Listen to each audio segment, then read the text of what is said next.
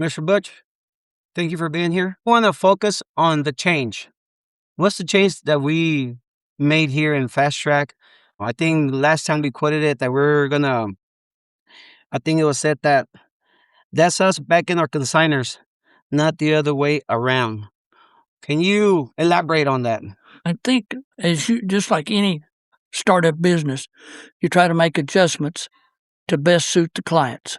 And that's what we're doing. Now, as you and I discussed earlier, with $5 diesel and oil $100 a barrel and everything higher at the grocery store, everything, we felt like there was a need to change the entry requirement to get into a fast track sale.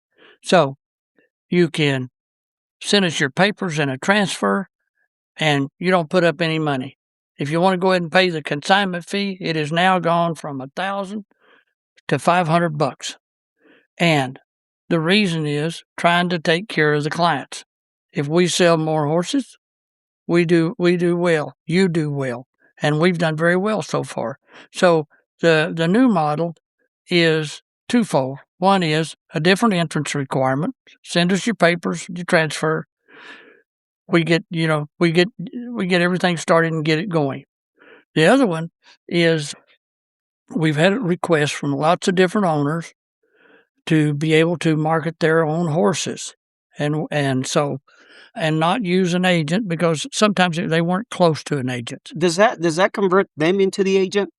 Would that be Well, considered? How would we manage that part? in some sense, but they're going to have to become an agent because the agents were working. They were doing the photographs, they were doing the videos, they were doing the X-rays, they were doing everything that goes along with that. That's what they got paid for. So now, if an owner wants to be an agent, they have to do exactly what the agent was doing. And the quality of it too, right? It's got to be quality. One of the main things that touching base on the agent value or you wanting to be your own agent is the quality of video, the quality of pictures. I mean, that really helps sell your horse. I don't think there's anything that sells a horse better than good quality photos and videos, or that will kill a sale on a horse quicker than bad photos, videos.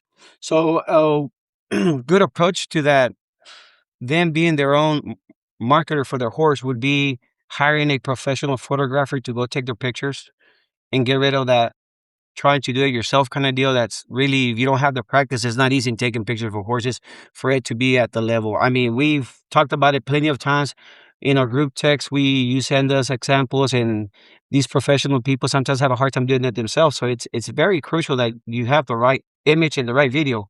It certainly is, and then the marketing aspect of it, you know.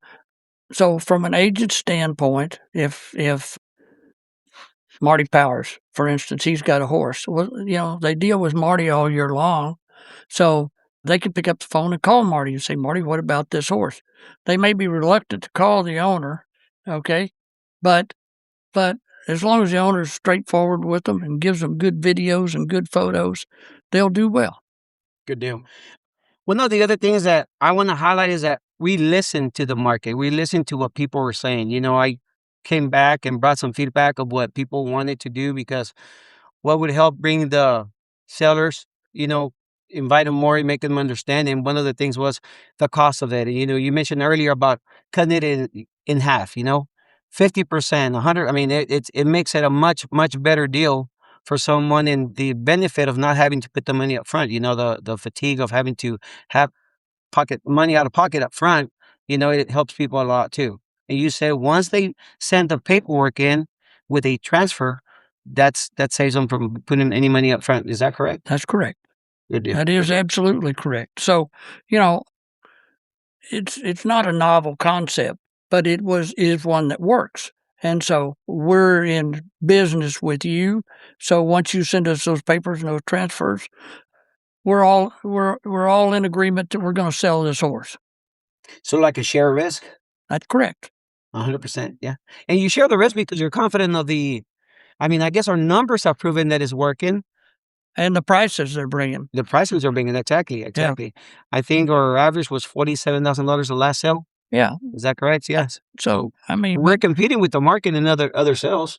we are, but we're not, because there are no other sales this time of the year. That's true. True. True. You True. know, True. True. so I mean, we're providing a unique service for those people, and like, all right, this is July, okay, so a lot of those bills from the breeding farms are coming in mail right now, and so you've got to write a check to make them happy. So sometimes you need to sell something to pay those bills. Yeah. It's like this week I've been in discussion with a couple of guys that got 2 flying cowboys or 2 dulce centachas on one flush. So they've got 2 pregnant recips.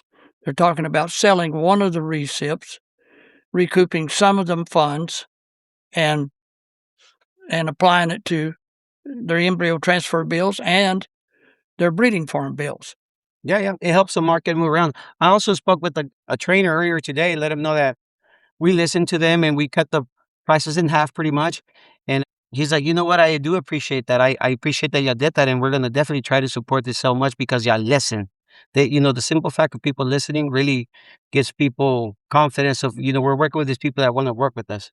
And that's what I saw, Fastrack do for the market. Well, and I think it's interesting too that the repeat customers that we've had, that have done extremely well. The Brighton DeWalls, the John Steinballs, the J.J. Gonzalez's, I mean, they've had repeat clients, and they've done well. They're done well for their clients. And so they're obviously meeting an end that they wanted to, and we want them to. I think the other thing is a big thing is in the last 2 sales, I mean, for the most part, we've been able to pay out in 12 to 14 days following the sale. That's pretty good. That's a big deal, People So receiving those funds. you put up no money, sell your horse, you get paid quickly. Let's talk about the media quality, sir.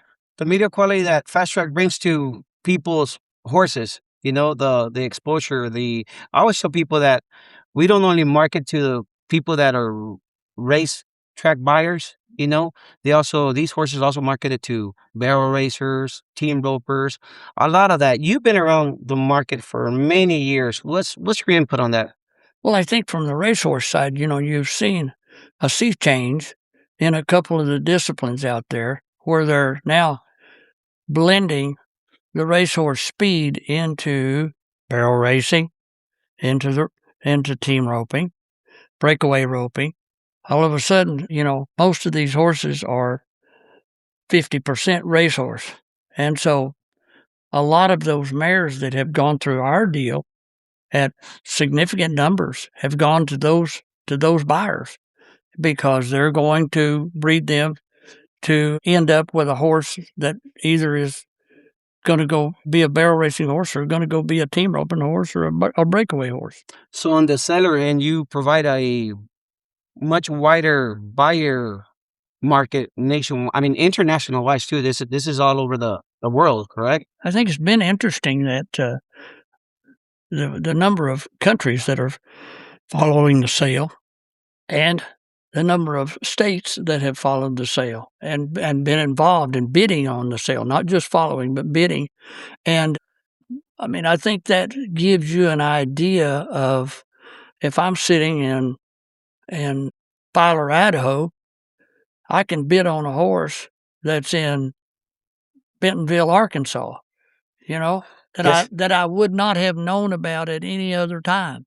Correct. That ties us into you and I spoke one time and you told me a really neat story about how the evolution of Bloodstock agency, how you used to go and bought a fax machine and had to make a phone call and had to go to the racing office. And that takes us into how much has horse racing in the past 10 years has changed, especially selling a horse. A little bit about that story that you told me. How it started 50 years ago. Oh, I mean, I think, used to, there were no cell phones. And yes, there was a mimeograph machine at the racetrack and they printed overnights, but you didn't have the ability to get those overnights because there was no internet. So back in the 80s, when the oil business went upside down, I bought a fax machine from a bankrupt oil company.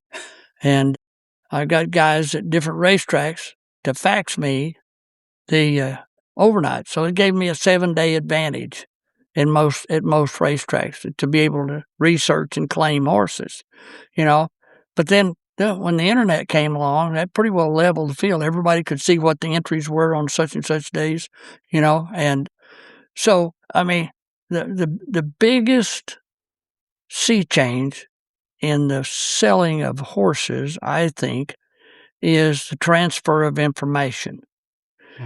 Whether it's over your iPhone, whether it's through the internet, whether it's your ability to research and be comfortable with what you're buying. For a while there was a lot of Facebook horse sales. People that sell those horses, but there's no ability to have a way to check the credible buyer. So, nor can you be assured that all the records that they say these horses have, that they have them.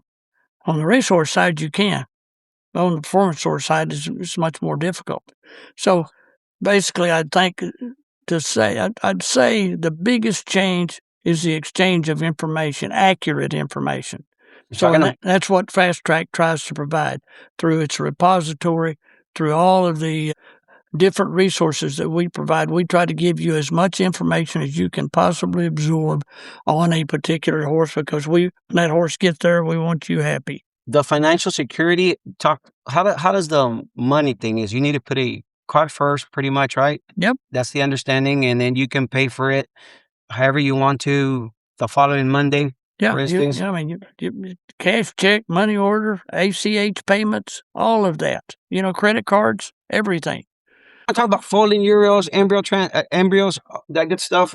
Yeah, we've had very, very, very good feedback on the recips that were the pregnant recips that we sold, and also we instituted a new concept on the racehorse side, and we borrowed it from the performance horse side because they'd already been doing it over there. But we sold frozen embryos in a package of 3, and so out of that first sale, we had some Dulce Centachas and some Flying Cowboys, and 3. So they got 3 shots.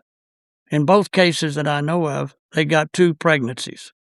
Okay, so 3 shots. Slow down a little bit on that process. Okay, so they have 3 frozen embryos. Okay. You take them to an embryo transplant company, and they implant them into recipient mares. Okay. For you. Okay. 2 different clients, about 2 different sets of embryos. So one client had 3, the other client had 3. His first client has 2 pregnant recips. The other client has 2 pregnant recips. Okay. Now, the way they're sold is if you get a pregnancy, then you owe the stud fee. Okay. Okay. So if you don't get a pregnancy, you don't owe anything more than what you paid for the frozen embryos. Okay. But it does give you an opportunity, and gave these people an opportunity to be involved with genetics that they normally wouldn't be able to be involved with. 10-4. If they, at a fraction of the price. Yeah, so you take. I remember we had some embryos that I think it was 3 Just Good Candy embryos. I think they brought $9,500. So he's got two pregnant recips. All right. So he's got the pregnant. He's paid the embryo transfer company for the recipient mares, and then when he has foals, when he gets ready for a breeder certificate, then he'll owe the stud fee. And he will be the breeder. He will not be the breeder. Who's the breeder on those? The breeder is the owner of the mare whenever he bought those. Okay.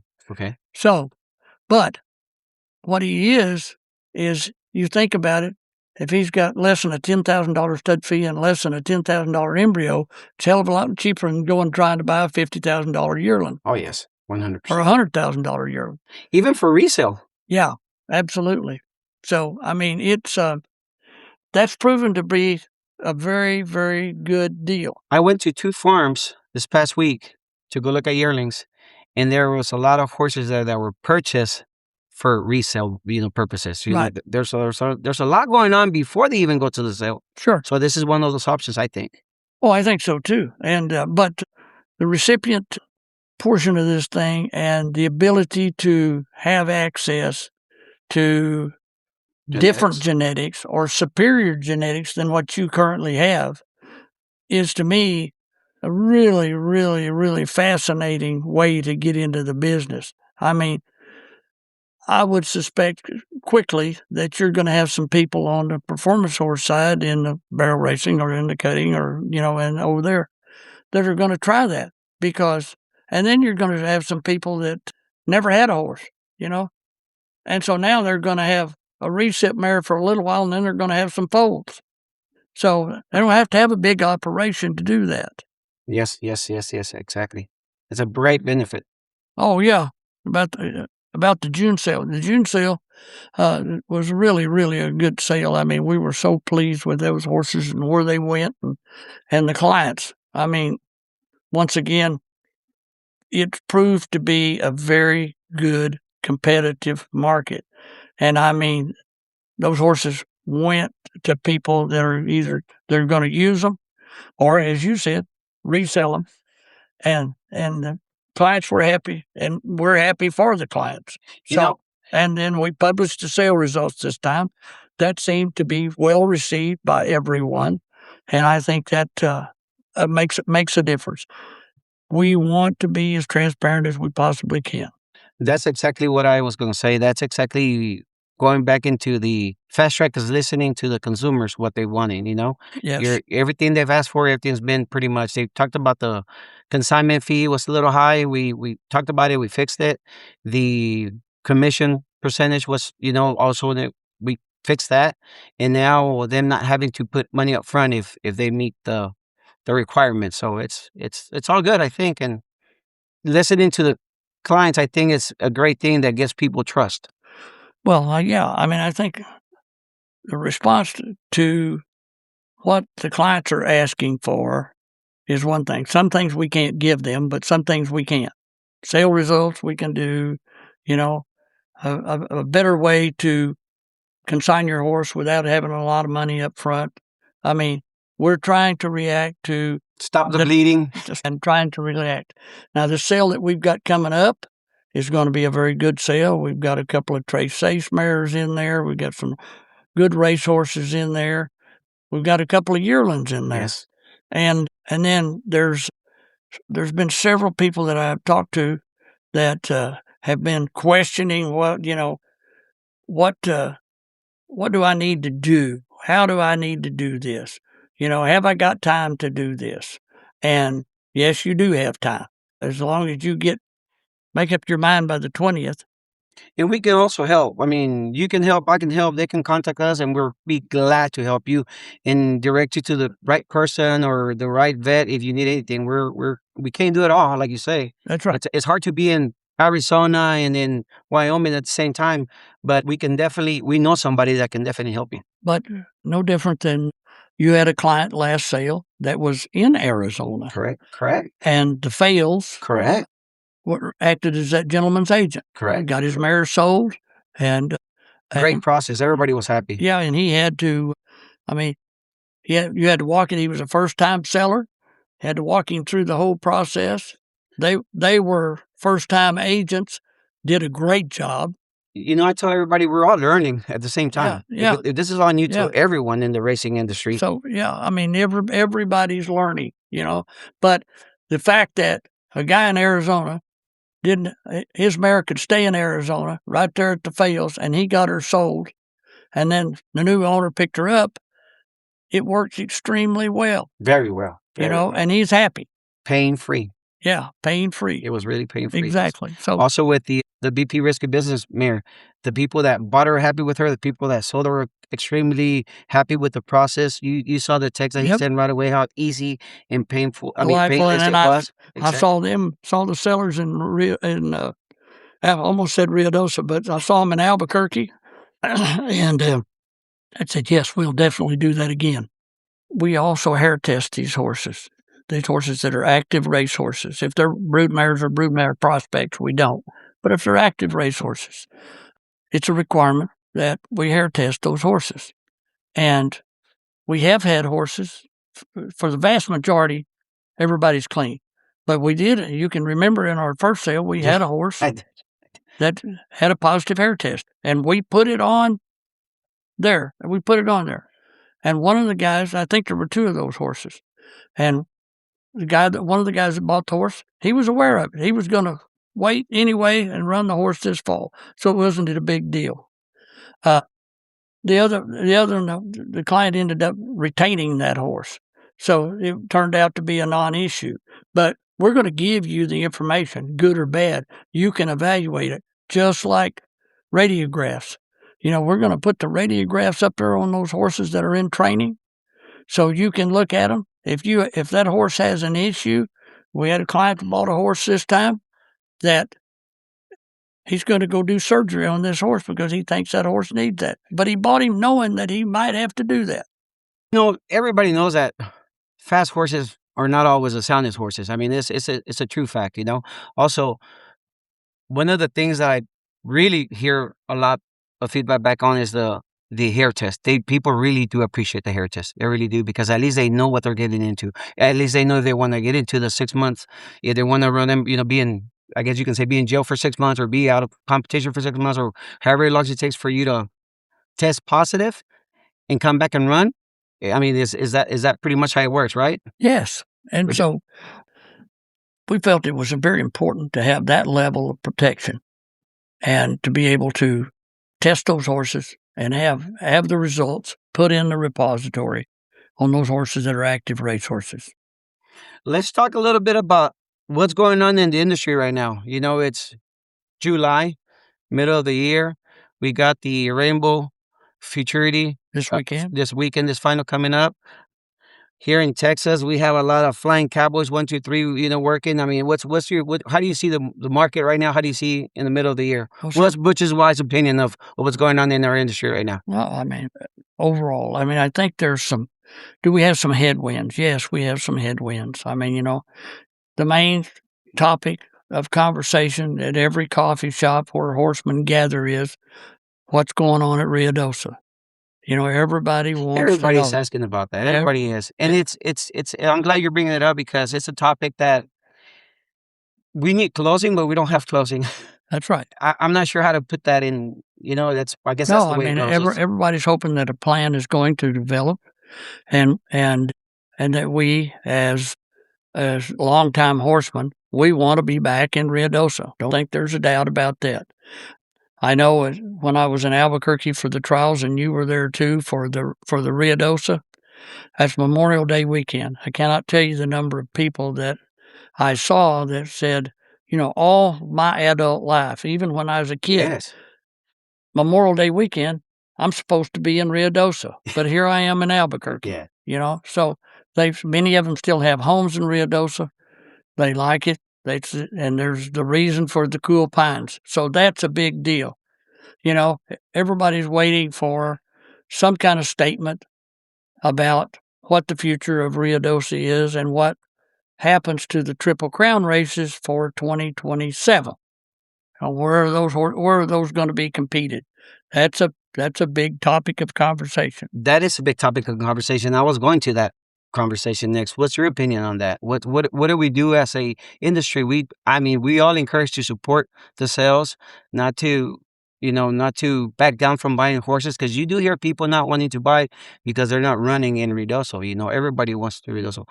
What's the advice to the market? I don't think there's reason not to buy a horse. If you find a good horse, you're probably going to buy him. I think I've been doing this a long time. That's what I'm asking you. When I drag a good one out there's going to be 4 or 5 guys there to buy him. They're going to find a spot. And of course, there's been quite a bit of discussion about the new concept about a $3 to $5 million race at Remington Park. And that looks like that is very much in the works.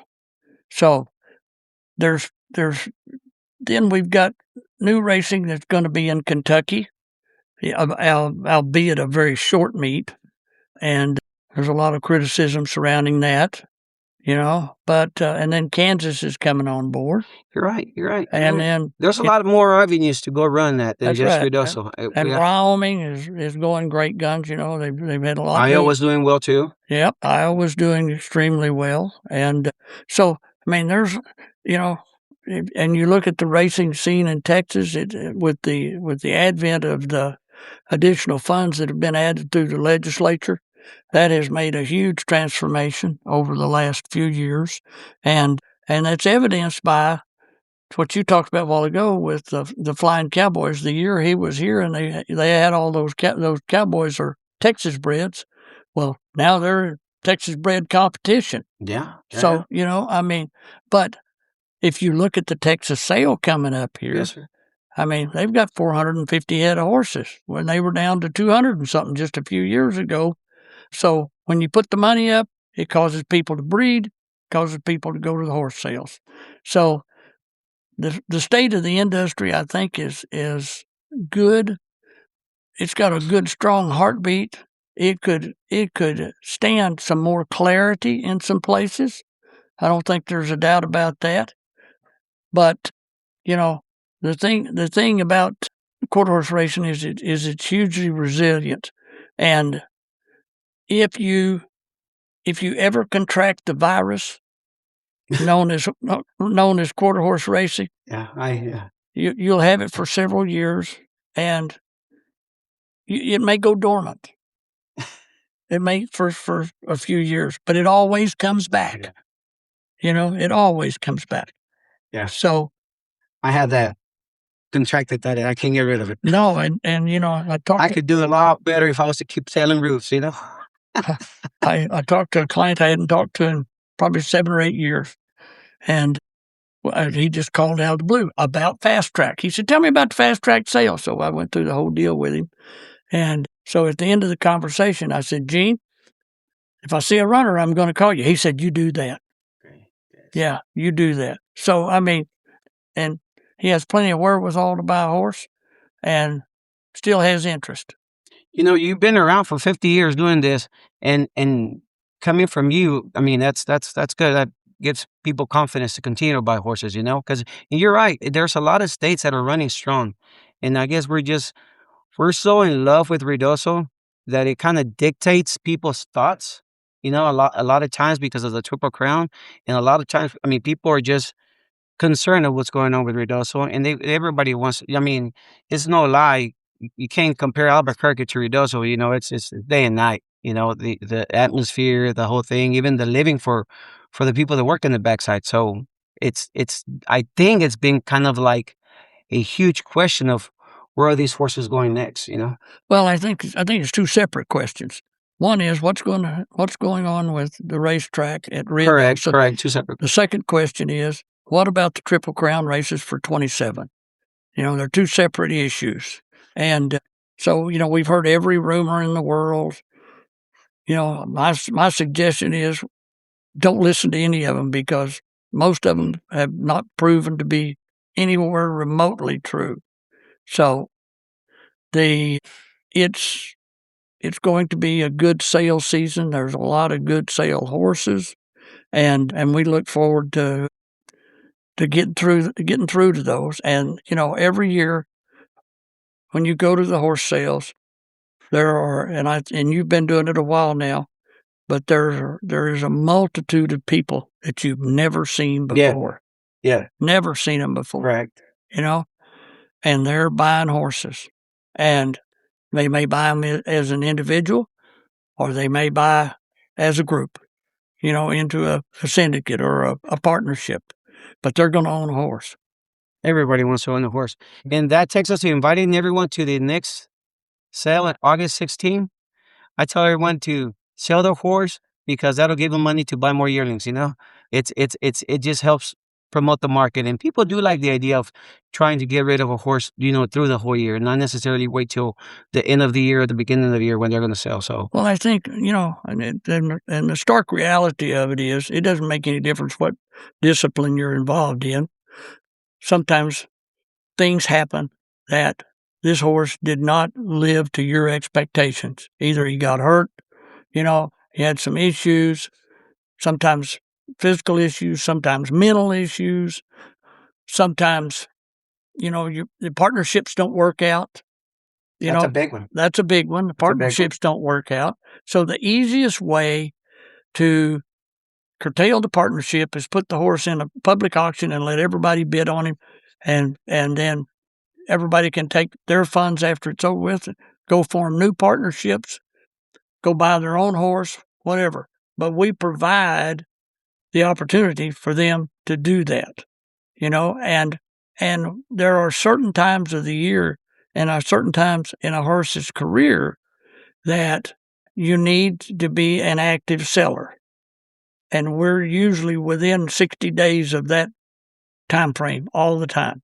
Yes. So we've got a July 20th deadline coming up.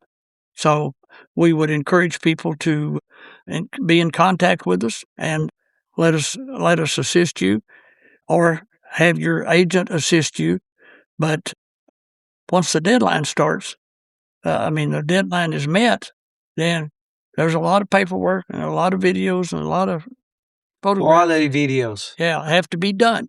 Correct. So to be able, and then for us to be able to advertise those horses that are going to be in the sale, the quicker we get them, the better off we are. That is true. The quicker you get all the paperwork, all the x-rays, everything, the videos from the mares, the faster they can go up in the web and everybody can see them, and, more exposure they have. That's exactly right. And we've got some early. I guess it's been an issue for 50 years.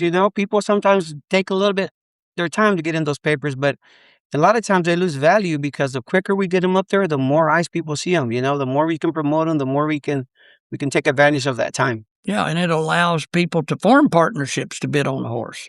We've had a couple of partnerships that bought horses out of the last sale. Correct. And so, but you can do it. You can do it quickly, or you can spend time putting together the group that you want to be involved with. And I think the more time that you have to look that over, the more time you have for your veterinarian, for your trainer, all those things, to look at those things. And I think we made it more easier for trainers to access everything. It's just the 5%, everything. If they want to send the papers with a signed transfer, it just gets away from the money up front. So you don't have to worry about that. Well, and for trainers, I'll say this, and for trainers and for breeding farms, okay? Sometimes a guy wants to pay you, he just can't. Correct. And the best way to stop the bleeding is get that guy to agree to sell the horse. And the quicker you can sell the horse, the less blood that there is. So stop the bleeding. Stop the bleeding. That's right. Exactly right. Put the fire out. Put the fire out as quickly as you possibly can. So that is our concept, is having sales on a regular basis that allow you to market horses that you need to market for whatever reason. We don't need to know the reasons, but usually it's connected to the three D's: death, divorce, and disaster. One of those three things will cause a horse to be sold. So any racehorse that's got papers can be sold in the Fastrack sale, correct? Absolutely. Correct. Absolutely. Well, thank you so much for coming by the Fastrack studio and giving us, saying everything I say in Spanish. Now we're saying it in English. It needed to be said. So thank you, Mr. Butch, for you. Just want to remind everyone that our next sale is August 16th. The consignment deadline is July 20th. That's our hard date for that sale. And if you have any questions or concerns, please contact Mr. Butch and myself, and we'll be glad to help you along the process and learn with you. Sí, cómo no.